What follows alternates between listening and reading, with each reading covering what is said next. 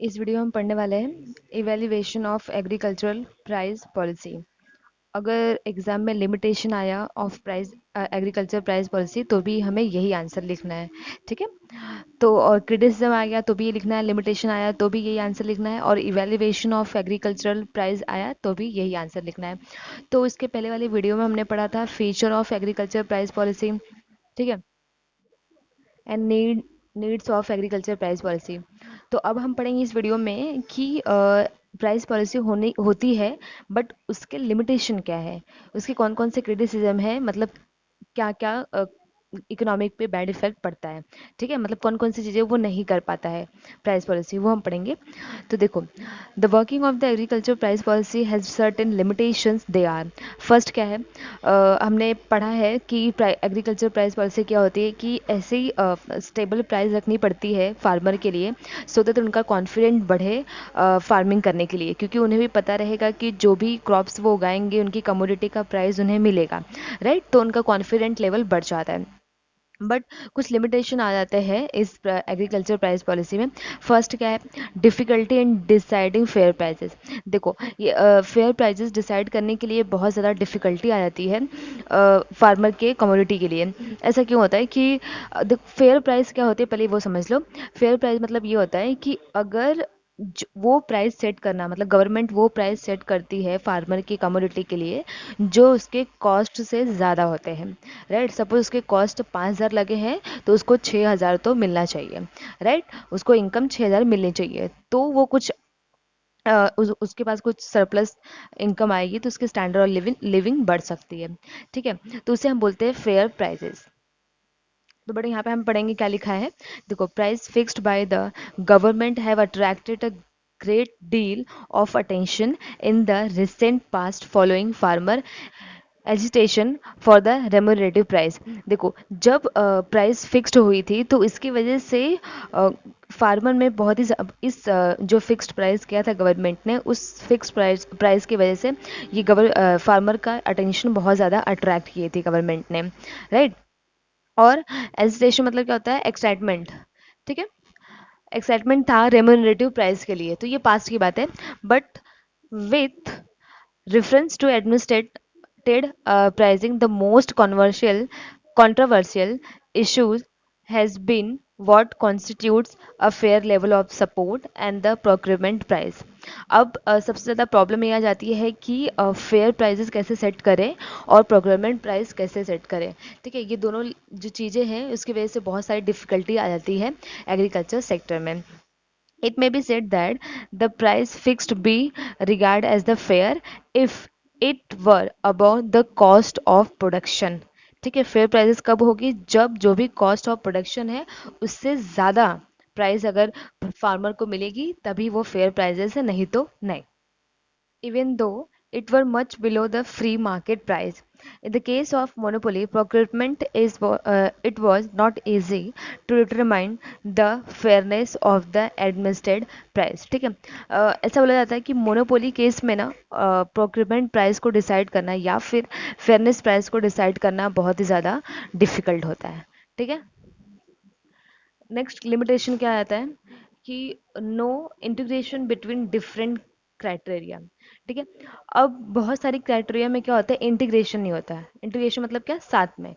तो वो कोऑर्डिनेशन, तो वो चीज़ नहीं होती है, वो हम पढ़ेंगे।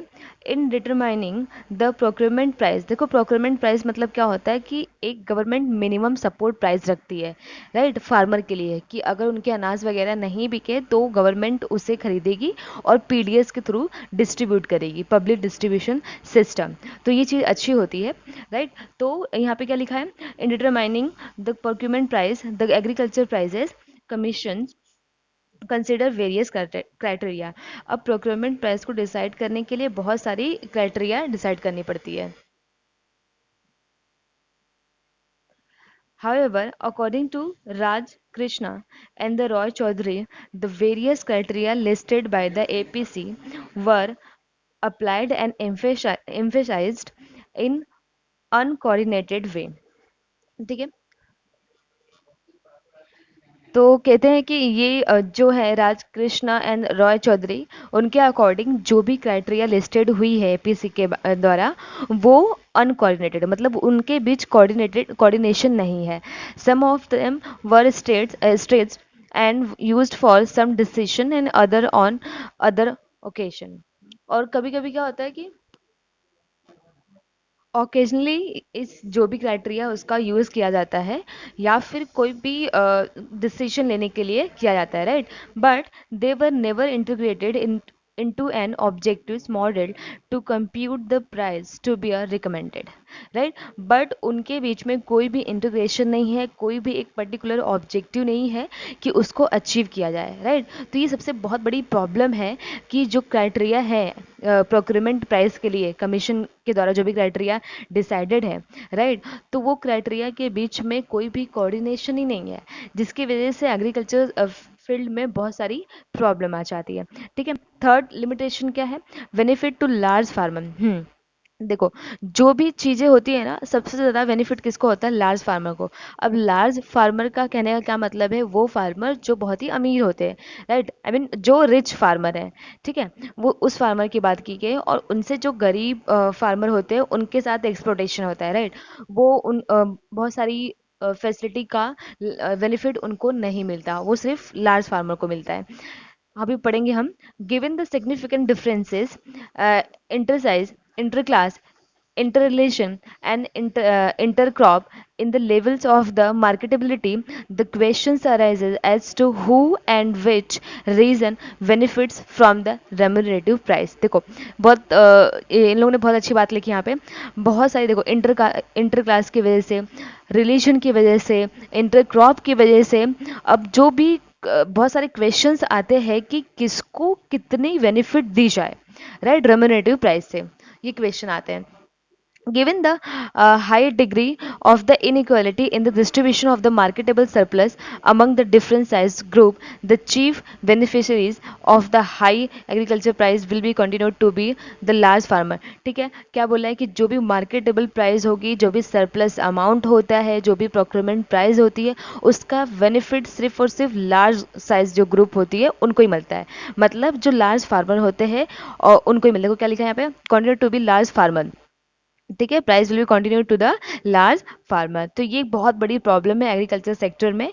जो लार्ज फार्मर होते हैं उनकी वजह से जो लो और जिनके पास कम इनकम होती है, मिडिल क्लास फार्मर होते हैं, स्मॉल साइज फार्मर होते हैं, उनको बहुत ज़्यादा प्रॉब्लम होती है, राइट।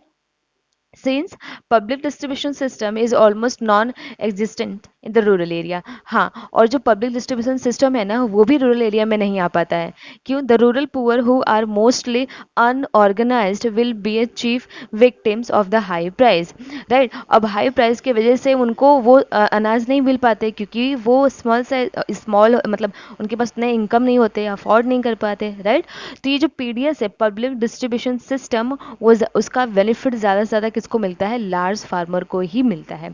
पब्लिक डिस्ट्रीब्यूशन सिस्टम क्या होता है? जो भी राशन कार्ड के वगैरह से जो भी अनाज मिलता है पुअर फैमिली को, वो होता है। ठीक है। फोर्थ फोर्थ क्या? Mounting physical deficit, use food subsidies. अब देखो, इसका मीनिंग क्या होता है? माउंटिंग फिजिकल डेफिसिट, माउंटिंग मतलब क्या होता है? बढ़ते रहना, बढ़ते रहना। अब इकोनॉमिक में बता रही हूँ। और फिजिकल डेफिसिट का मतलब क्या होता है? जब फिजिकल मतलब क्या होता है? फिजिकल ऐसी पॉलिसी होती है जो गवर्नमेंट फ्रेम करती है, राइट, जो टैक्स से रिलेटेड होती है, उसे हम बोलते हैं फिजिकल। हमेशा याद रखना, ठीक है। अब फिजिकल डेफिसिट मतलब क्या होता है?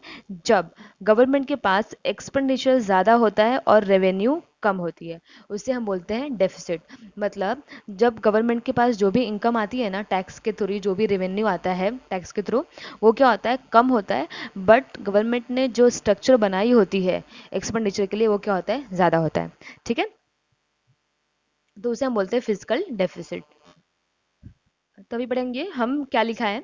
Use food subsidies. Implementation of agricultural price policy involves the expenditure on procurement of the food grains, warehousing, storage, and the distribution via the PDS public distribution system through fair price shop.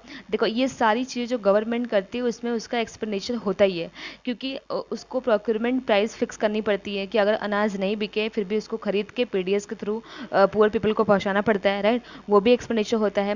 Plus wear housing की facility, storage facility provide करनी पड़ती है farmer को, तो वो भी expenditure में आता है। तो क्या बोला इन लोगों ने, this expenditure also known as the food subsidies. इस जो भी फूड से रिलेटेड एक्सपेंडिचर होते हैं ना, उसे हम बोलते हैं फूड सब्सिडीज। हमने हमने सुना होगा कि गवर्नमेंट क्या देती है, सब्सिडीज देती है, राइट। तो फूड, ये सारे जो एक्सपेंडिचर होते हैं ना उसे हम बोलते हैं फूड सब्सिडीज, क्योंकि वो फूड में जो भी अनाज होते हैं उनको कम पैसे में पुअर पीपल को देती है। तो जो पैसे आधे बचे होते हैं वो पैसे कौन भरता है, गवर्नमेंट भरती है, राइट। आधे पैसे जिससे उतनी वर्थ, जैसे कि एक फार्मर है उसको अगर गवर्नमेंट बोलेगी कम पैसे में दो, तो वो तो कम पैसे में नहीं देगा ना, उसको तो पूरी प्रॉफिट चाहिए रहेगी, राइट, क्योंकि उसका कॉस्ट लगा है। तो वो पैसे कौन भरता है, गवर्नमेंट भरती है। अगर 10 रुपए की चीज़ उसने 8 रुपए की, तो 2 रुपये कौन भरेगा, गवर्नमेंट भरेगी, ठीक है। तो ये सब्सिडीज होती है, फूड सब्सिडी तो कौन देता है, गवर्नमेंट देती है, तो वो एक्सपेंडिचर होता है।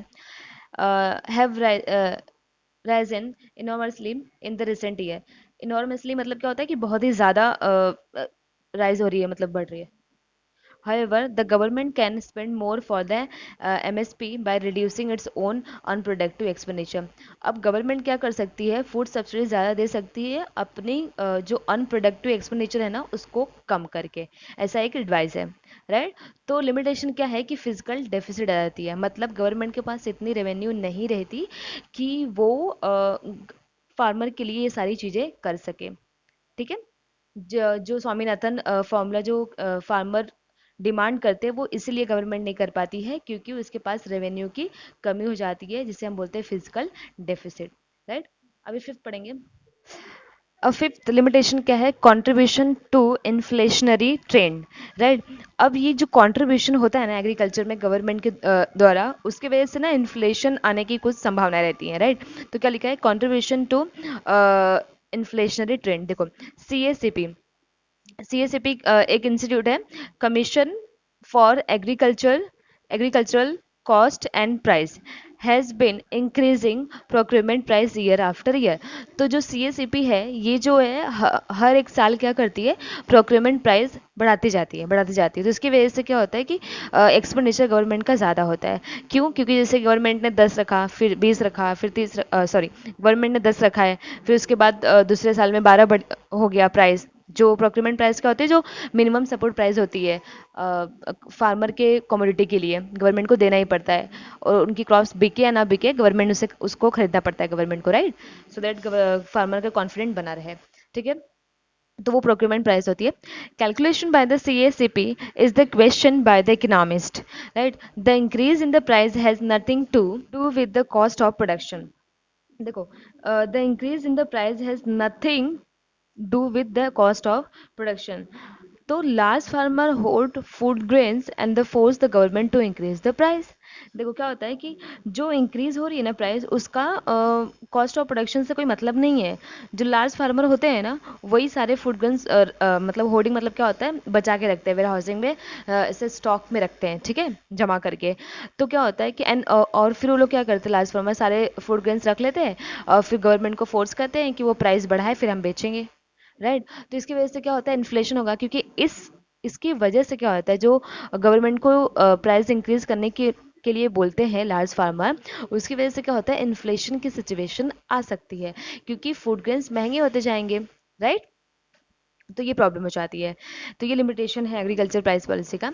सिक्स का है इम्पैक्ट ऑन रूरल पुअर, ठीक है। अब ये सारी चीज़ों का इम्पैक्ट किस पे होता है, रूरल पुअर पे होता है, पुअर पीपल पे होता है। ये तो इकोनॉमिक में कहना ही है कि कुछ भी हो, इकोनॉमिक में चेंजेस कुछ भी हो, बजट में चेंजेस हो या फिर किसी भी चेंज एग्रीकल्चर सेक्टर में चेंजेस हो, इम्पैक्ट तो रूरल पुअर पे ही आता है, ठीक है। अंडरस्टूड पॉइंट है। The government assumes that increase in agriculture price lead to higher return to the farmer which in turn leads to higher wages to agriculture labor। देखो government क्या assume करती है कि अगर वो एग्रीकल्चर प्राइस इंक्रीज कर देगी तो हायर रिटर्न आएगा फार्मर के पास, सीधी सी बात है। अगर वो प्राइस इंक्रीज कर देगी कमोडिटी का तो ज़्यादा से ज़्यादा इनकम फार्मर के पास आएंगे, मतलब ये फार्मर के पास हायर वेजेस होंगे एग्रीकल्चर लेबर के पास, ऐसा वो अज्यूम करती है। However the trickle down of the wages is hardly a fraction of the increase. Benefit of the higher price hardly occurred to the poor farmer as they do not supply much marketable surplus and on the contrary uh, uh, depends mostly on the market for meeting their consumption requirement। देखो तो जो poor farmer होते हैं वो बहुत ज़्यादा surplus जो commodity होती है वो सप्लाई नहीं कर पाते मार्केट में क्योंकि उनके पास उतने पैसे नहीं होते हैं, राइट। तो यही एक कारण है जिसकी वजह से अगर फूड ग्रेन्स प्राइस इंक्रीज हो जाती है तो ज़्यादा से ज़्यादा सफ़र कौन करता है, पुअर पीपल करते हैं, राइट। रूरल जो पुअर हैं वो सफ़र करते हैं क्योंकि वो अफोर्ड नहीं कर पाते सारी चीज़ें, राइट। तो ये एक बैड इम्पैक्ट होता है रूरल पुअर पर। 7 क्या है, bias in favor of low cost states। The current practice of CACP is to fix a uniform purchase price for the country as a whole on the basis of cost of productions in the high cost state। देखो क्या बोला है कि जो भी ऐसा मतलब ये जो है CACP जो है ये ऐसा मतलब प्रैक्टिस करती है कि जो भी वो प्राइस फिक्स करे वो क्या होना चाहिए, यूनिफॉर्म होना चाहिए। जो परचेजिंग प्राइस होती है वो क्या होनी चाहिए, यूनिफॉर्म होनी चाहिए, मतलब सबके लिए इक्वल होनी चाहिए कंट्री में। On the basis of cost of production, जो भी कॉस्ट ऑफ प्रोडक्शन है उनके बेस पे यूनिफॉर्म प्राइस होनी चाहिए in a high cost state. High cost state मतलब ऐसे स्टेट जो जहाँ पे बहुत महंगाई होती है, राइट। तो वो होता है हाई कॉस्ट स्टेट। और ये लो कॉस्ट स्टेट मतलब जहाँ पे उतनी महंगाई नहीं होती है, ठीक है। तो रूरल एरिया को हम बोल सकते हैं लो कॉस्ट स्टेट, जहाँ पे कॉस्ट बहुत कम होता है। और हाई कॉस्ट को हम लोग बोल सकते हैं जो सिटीज़ एरिया होती है, अर्बन एरिया, राइट। जैसे कि एग्जाम्पल क्या होता है कि यहाँ पे क्या बोला है कि जो हाई कॉस्ट स्टेट होता है तो उसमें फैक्टर्स ऑफ जो प्रोडक्शन होते हैं वो भी ज़्यादा होते हैं, मतलब महंगे होते हैं। तो क्या होता है कि सपोज जो हाई कॉस्ट स्टेट है उसमें वीट की प्राइस है पर केजी 30 रुपीज़, ठीक है। 30 रुपए में 1 किलो वीट मिल रहा है, ठीक है। तो अगर ये यूनिफॉर्म प्राइस जो है परचेज प्राइस अगर सेट करती है CACP, तो इसका फ़ायदा जो लो कॉस्ट स्टेट है उसमें ज़्यादा होगा क्योंकि लो कॉस्ट स्टेट में क्या होता है कि फैक्टर्स ऑफ प्रोडक्शन सस्ते होते हैं तो उन लोगों को वो 10 रुपये पर केजी होगा तभी भी चलेगा, राइट। तो 20 रुपये का उन लोगों को क्या हो जाता है, फ़ायदा हो जाता है। इसलिए यहाँ पे क्या बोला है कि bias in favour of low cost state, ठीक है। As a result of this policy, the farmer in the low-cost region enjoy substantial differential rent, ठीक है। तो एक कंट्री में पूरा इक्वल और यूनिफॉर्म प्राइस सेट होने की वजह से जो लो कॉस्ट स्टेट होते हैं वो ज़्यादा इंजॉय करते हैं ये मतलब बेनिफिट, ठीक है। तो ये था bias in favour of low cost state. 8th क्या है, नॉट ऑल कमोडिटीज कवर्ड। ये एक लिमिटेशन है। Wheat and rice are usually covered under the price policy। सिर्फ मतलब कहने का मतलब है कि जो भी क्रॉप्स उगाते हैं फार्मर सारे के सारे कमोडिटी कवर्ड नहीं हो पाती ये पॉलिसी में, प्राइस पॉलिसी में, राइट। सबसे ज़्यादा क्या होता है, वीट और राइस जो हमारे ट्रेडिशनल क्रॉप्स हैं। Many other essential commodity are left out resulting in exploitations of the producer as well as consumer। मतलब बहुत सारी ऐसी क्रॉप्स हैं जो ये प्राइस पॉलिसी में नहीं आते, राइट। तो उसकी वजह से प्रोड्यूसर को और कंज्यूमर को दोनों को क्या होता है, एक्सप्लॉयटेशन होता है क्योंकि अगर उनके लिए प्राइस पॉलिसी नहीं होती तो प्रोडक्ट या तो महंगे हो जाते हैं तो कस्टमर के साथ एक्सप्लॉयटेशन होता है। अगर बहुत सस्ते हो जाते हैं तो फार्मर दैट इज प्रोड्यूसर के साथ एक्सप्लॉयटेशन होता है, राइट। तो सारे कमोडिटी कवर होने चाहिए इस प्राइसिंग पॉलिसी में, तो ये लिमिटेशन है।